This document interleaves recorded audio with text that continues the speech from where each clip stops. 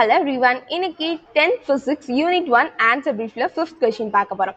Define moment of a couple. Moment of a couple னா என்னன்னு கேக்குறாங்க. First நம்ம couple அப்படினா என்னன்னு பார்த்தோம்னா அதோட count 2ன்னு அர்த்தம்.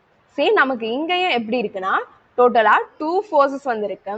அந்த ரெண்டு forcesோட magnitude இருக்குல்ல, அதாவது அந்த forcesோட அளவு எப்படி இருக்கு, சேமா இருக்குன்னு சொல்றாங்க. அதாவது இப்ப நமக்கு ஃபர்ஸ்ட் ஃபோர்ஸ் இருக்குல்ல, அதோட வேல்யூ வந்து நமக்கு 10 என்ன இருந்துச்சுன்னா சேம் அதே மாதிரி செகண்ட் ஃபோர்ஸோட வேல்யூவும் நமக்கு எப்படி இருக்கு, 10 என்ன தான் இருக்குன்னு சொல்றாங்க. நெக்ஸ்ட் அடுத்த பாயிண்ட் என்ன சொல்ல வராங்கன்னா, ரெண்டு ஃபோர்ஸ் இருக்குல்ல, இந்த ரெண்டு ஃபோர்ஸும் வந்து ஆப்போசிட் டைரக்ஷன்ல தான் ஆக்ட் ஆகுமா. எப்படி இருக்கும், ஒரு ஃபோர்ஸ் ஒரு டைரக்ஷன், அதாவது லெஃப்ட் சைடில் ஆக்ட் ஆகுச்சு, இன்னொரு ஃபோர்ஸ் ரைட் சைடில் தான் ஆக்ட் ஆகுன்றாங்க.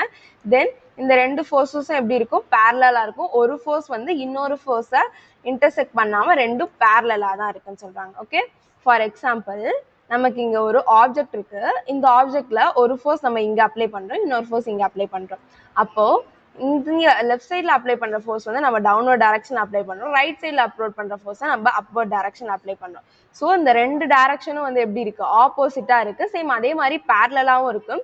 இங்கே அப்ளை பண்ணுற ஃபோர்ஸும் இங்கே அப்ளை பண்ணுற ஃபோர்ஸும் எப்படி இருக்குன்னா 10Nல இருக்குது. ஸோ அதோட மேக்னிடியூடும் சேமாக இருக்குது. இதை தான் நம்ம கப்பிள் அப்படின்னு சொல்கிறோம். ஓகேவா. தென் அப்போ மூமெண்ட் ஆஃப் எ கப்பிள் அப்படின்னா என்னன்னு கேட்குறாங்க. மூமெண்ட் ஆஃப் எ கப்பிள் அப்படின்னா என்னன்னா, இப்போ ஒரு ஆப்ஜெக்ட் எடுத்துக்கிறோம். இந்த ஆப்ஜெக்ட்ல நம்ம அந்த கப்பிள் வந்து அப்ளை பண்றோம். அப்ளை பண்றப்ப இந்த ஆப்ஜெக்ட் வந்து என்ன பண்ணும்னா டேர்ன் ஆகும், இல்லைன்னா வந்து ரொட்டேட் ஆகும் இந்த ஆப்ஜெக்ட். ஸோ இந்த டேர்ன் ரொட்டேட் ஆகுதுல்ல, இதை நம்ம என்ன சொல்லுவோம்னா டேர்னிங் எஃபெக்ட் அப்படின்னு சொல்லுவோம். ஸோ இப்படி ஒரு கப்பில் ஒரு ஆப்ஜெக்ட்ல நம்ம அப்ளை பண்றதுனால இந்த ஆப்ஜெக்ட் வந்து ஒரு டேர்னிங் எஃபெக்ட் ப்ரொடியூஸ் பண்ணுதுல, இதை தான் நம்ம என்ன சொல்றோம், மூமெண்ட் ஆஃப் எ கப்பிள் அப்படின்னு சொல்றோம். நெக்ஸ்ட் அடுத்து நம்ம என்ன பார்க்க போறோம்னா, இந்த moment of a couple calculate பண்றதுக்கான ஃபார்முலா என்னன்னு பார்க்க போறோம். என்னன்னா m equal to F into S. அதாவது m அப்படின்னா என்னன்னா மூமெண்ட் ஆஃப் எ கப்பிள்ல தான் நம்ம எம்னு மென்ஷன் பண்ணியிருக்கோம். ஓகே.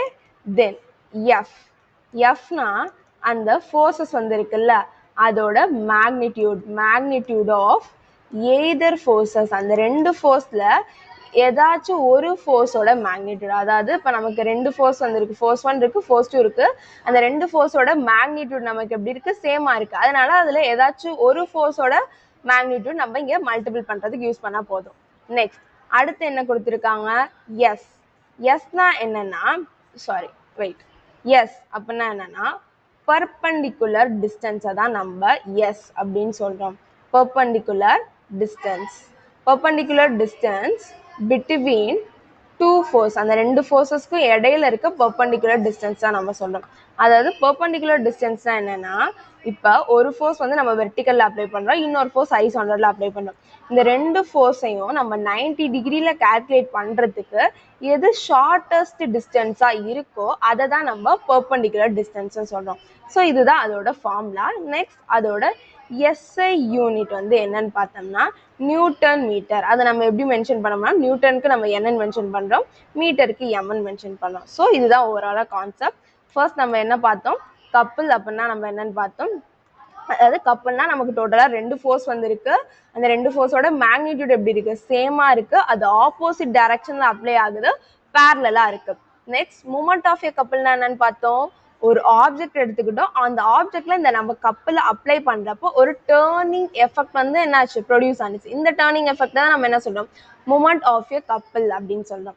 ஓகே. நெக்ஸ்ட் இந்த மூமெண்ட் ஆஃப் எ கப்பிளை கால்குலேட் பண்றதுக்கான ஃபார்முலா என்ன, m equal to F into S. இதுதான் அதை கால்குலேட் பண்ணுறதுக்கான ஃபார்முலா. தென் அதோட எஸ்ஐ யூனிட் என்னன்னு மென்ஷன் பண்ணியிருக்காங்க, நியூட்டன் மீட்டர். இதுதான் மூமெண்ட் ஆஃப் எ கப்பிளுக்கான ஓவராலான கான்செப்ட். அவ்வளோதான். தேங்க்யூ.